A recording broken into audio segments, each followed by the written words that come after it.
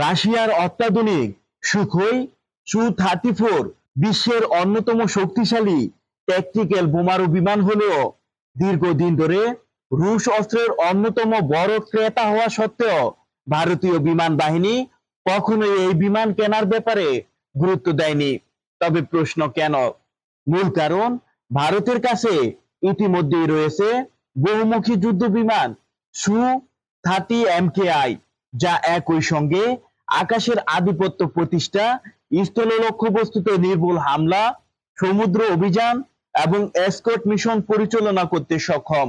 অন্যদিকে সু-34 মূলত একটি বিশেষায়িত স্ট্রাইক বোম্বার।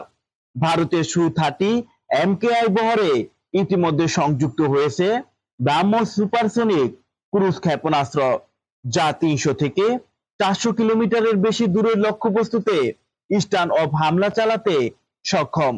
ফলে আলাদা একটি ভারী বোমারু বিমান কেনার প্রয়োজনীয়তা কার্যত শেষ হয়ে যায়। এছাড়া সু-34 এর উন্নয়ন দীর্ঘদিন বিলম্বিত হয় এবং এটি রাশিয়ার বিমান বাহিনীতে আনুষ্ঠানিকভাবে যুক্ত হয় 2014 সালে। এর আগেই ভারত 260টিরও বেশি সু-30 MKI অন্তর্ভুক্ত করে এবং দেশীয় উৎপাদন, রক্ষণাবেক্ষণ এবং আধুনিকরণ অবকাঠামো গড়ে তোলে। ভারত এখন রাশিয়ার উপর নির্ভরতা কমিয়ে রাফাল, তেজস এবং ভবিষ্যতের AMCA প্রকল্পে বিনিয়োগ করছে। পাশাপাশি চলমান সুপার সুখোই আধুনিকরণ কর্মসূচির আওতায় সু-30 MKI তে যুক্ত হচ্ছে দেশীয় এসা রাডার, উন্নত ইলেকট্রনিক ওয়ারফেয়ার সিস্টেম এবং নতুন নেভিগেশন প্রযুক্তি, যা বিমানগুলোর কার্যক্ষমতা আরো 2 দশক পর্যন্ত বাড়িয়ে দেবে।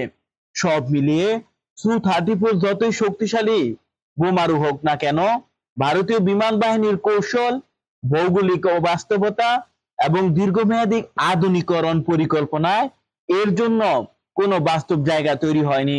ভারতের দৃষ্টিতে সু-30 MKI একই সঙ্গে আকাশ যুদ্ধ ও দূরপাল্লার স্ট্রাইক সক্ষমতার সর্বোত্তম সমাধান।